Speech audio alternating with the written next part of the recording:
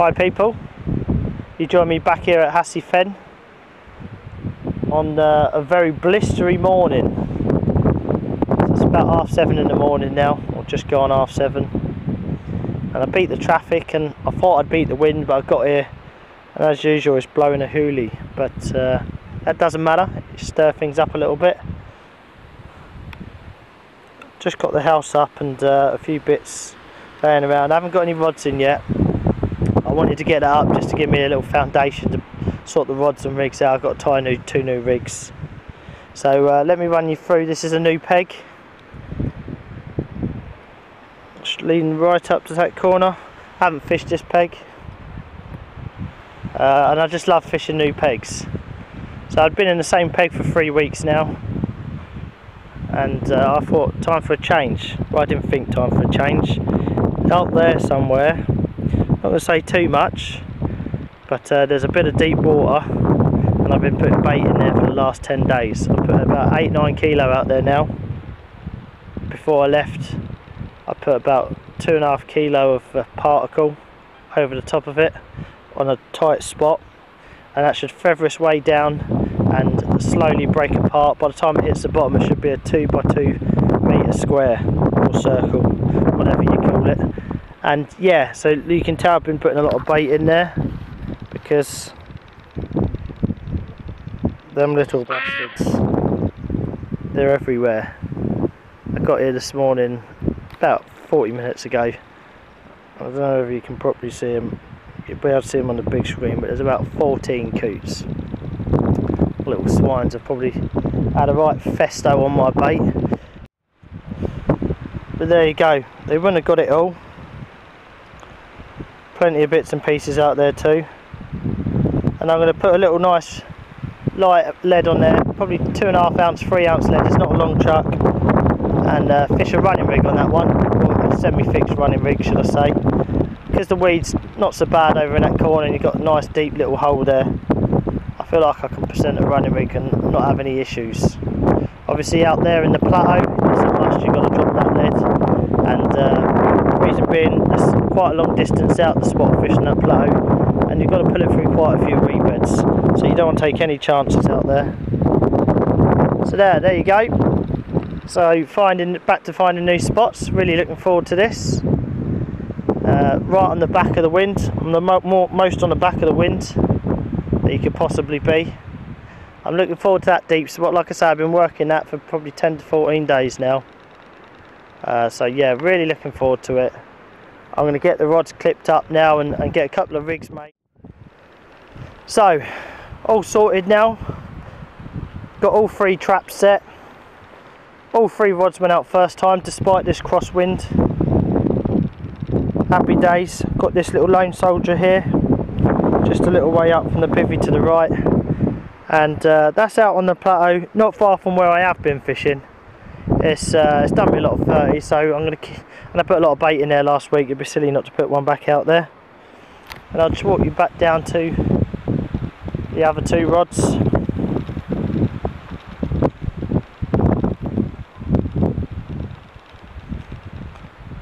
So here's my little nestle in this corner that I've been feeding up.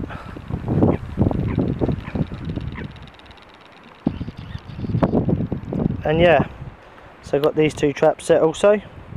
I haven't got my stow bobbins on at the minute. Just going to drop them on now. The rods are not long been out, to be fair. So yeah, you can see my lines are bow tight. I will slacken them off a couple of inches when that wind dies down a little bit, but for now it is what it is. So I've got one out that way, and then I've got one out there just on the very edge of the plateau in about, I think it's just under 3 foot of water. So I've got every aspect covered. I'm going to drop a bit of bait in shortly, and let me show you what I've been feeding these beauties on. There we are. And there it is. Keeping things simple. Very simple. And that is a mix of the enzyme and our latest bait, Total Chaos. I mentioned before, they just complement each other beautifully. Very different baits, definitely on a different spectrum, but they seem to work. The colours go beautifully together, and there's not every carp likes one thing, so there's a bit of everything in there. But I do know all carp will like at least one of them and really binge on them, and it smells absolutely amazing in there. Guys, you've really got to get on it. Just pull the plug, ditch your old bait and get some more bites on the bank. It is really that simple. I mean, don't matter how good an angler you are, if you're using crap bait, you're not going to catch. Just watch your catch rate explode and come and join Balanced Baits and look no further. You'll be taken care of forever. As I bring new baits out and stuff, you'll be the first guys to know. You might even be able to try them before they even come on the shelves. And just look at it, all different sizes, crumb, everything in there. If you look carefully, I've actually got a mix of pellets in there as well, not many. Let's put that away from the camera a bit. You can see a few pellets, a few different shapes and sizes, a couple of micro pellets in there. I'm just going to finish it off. I'm just going to dampen that down now, dampen it down with a little bit of lake water, and then I usually mix up my own particle and that. But I've run out and didn't have time to cook any, so that dynamite jar stuff will do. I don't mind the old mixed particle. It's good stuff, to be fair. So I'm going to stick not too much of that in the particle, just a handful. Just keep it really simple. I don't want them to binge on the smaller items. I want them to get bang on the boilie. It's nice to say that I've had nearly all my fish on heavily baited boilie spots this year, and in my eyes you can't do no better than catching carp on boilie. That's the way forward in life. So I'm going to mix a little bit about particle in with that now, and I'm going to get on the spom and load them spots up, and I'll speak to you soon. So here we are, guys. I've just added a bit of lake water and a few additives just to really boost it up a little bit more. This is what I end up with, a nice munger. I won't put it in yet. I'll leave it at 10 minutes and let everything absorb it in. I kept the baits dry, I crushed them up last night and kept them dry, so they almost suck it in straight away. And what that does, I do this for 3 reasons. One reason is so the baits don't suck in so much dirty lake water, so they get an instant boost of this. 2, so they leak out a bit more attraction. 3, I mentioned I had a few pellets in there and a few micro pellets in the mix to make all the pellets sink and not actually float off and sink in a different area. And lastly is to get the spom out there straight. So basically, if you try and put just dry boiling crumb out there, especially in a heavy crosswind like we got here today, you just find the spom wavers a lot, and when it hits clip it will fly 6 foot off the spot. And this just keeps it going out nice and narrow, nice and straight. I haven't put too much in. Look, there's no puddles, no water in the bottom, but it is pretty wet and mungery now, which is just how I like it. I'll give it 10 minutes, let it all dry in, and that will just give me the weight I need to get out there, because one of the rods is out 23 wraps, so it's out a fair distance, and in this crosswind this extra bit of weight will definitely get me out there, and get me out there bang on the spot. It will.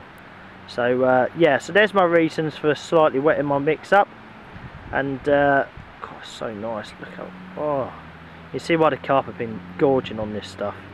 But yeah, so we'll leave it with that, because I'm going to get some bait out now. Rods are set, everything's set. Let's get sorted. I'll speak to you soon.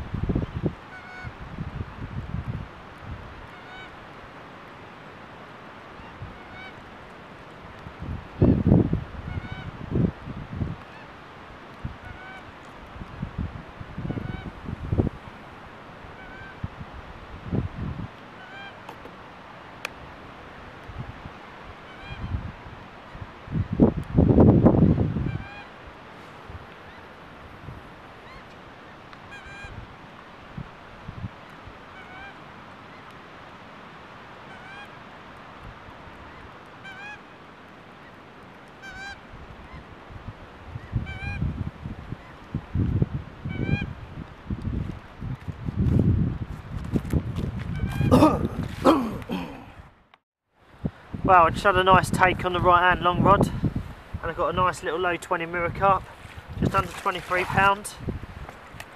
Had about an hour ago, but it sort of rained for a little while and the winds really picked up. And I wanted you to appreciate a lovely little fish, just under 23. Nice little scaly black mirror. Put up a good account for herself.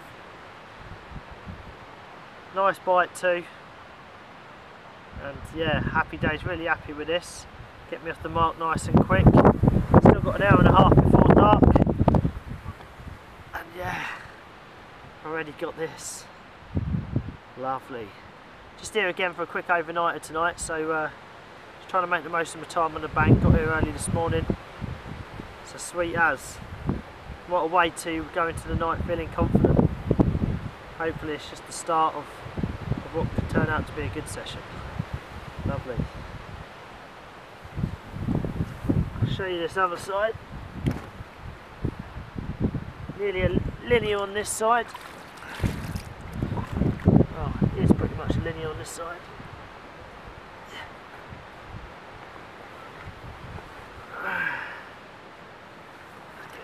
Position. There you go. Sweet as, eh? Loving it. Beautiful little fish.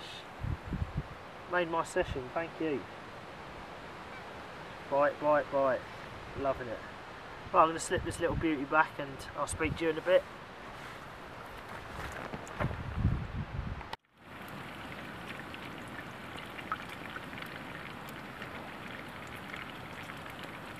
Well, the sun's slowly setting now behind them big black clouds in front.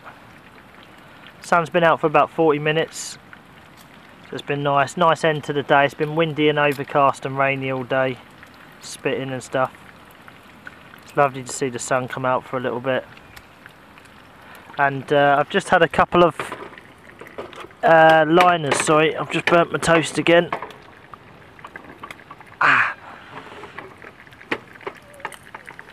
So I've just had a couple of liners on the left hand deep water rod should I say. 2 liners now. So things are looking good. And what a way to go into the early evening with that lovely stunning low 20 mirror. Happy days on that.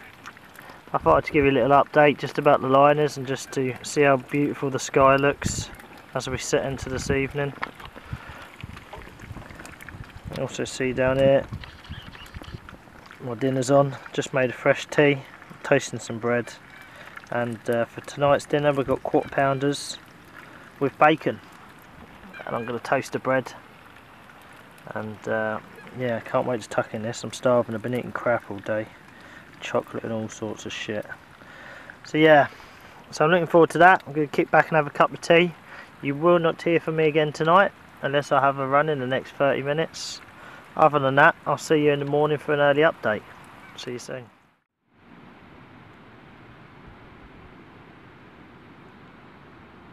Well, it's definitely a first for me. I definitely haven't seen that caterpillar before. That's a new one. It's got long hairs all over it. Looks rather a bit poisonous, to be honest. Seeing more and more poisonous insects on the bank these days. Get out. I'm going to flick this little devil out. It's like a giant crawling wasp. Anyway, on with the fishing. There we go. Not a lot to report on that fact. Just gone about 11:15ish. And nothing. I've recast the left hand rod this morning. Moved it 12 foot to the left, a bit closer into the far margin, and put 3 spots over the top. The right hand blue rod there has stayed out, and the rightest long rod of all has stayed out too. I'm just going to leave them until I go home. I recast that one before last night, just before it got dark, and that one yesterday afternoon. I had to recast that one because the swans. So they're out there until I go home. I've got until about 4:30, so I've got about 4 or 5 hours. Try and stretch out as much as I can. just to try and cling on to another bite. Had that beautiful little 23, but of course it would be nice to get another bite indeed. So yeah, other than that, not really a lot to say. If I get one, you'll be seeing it. If not, I'll chat to you soon.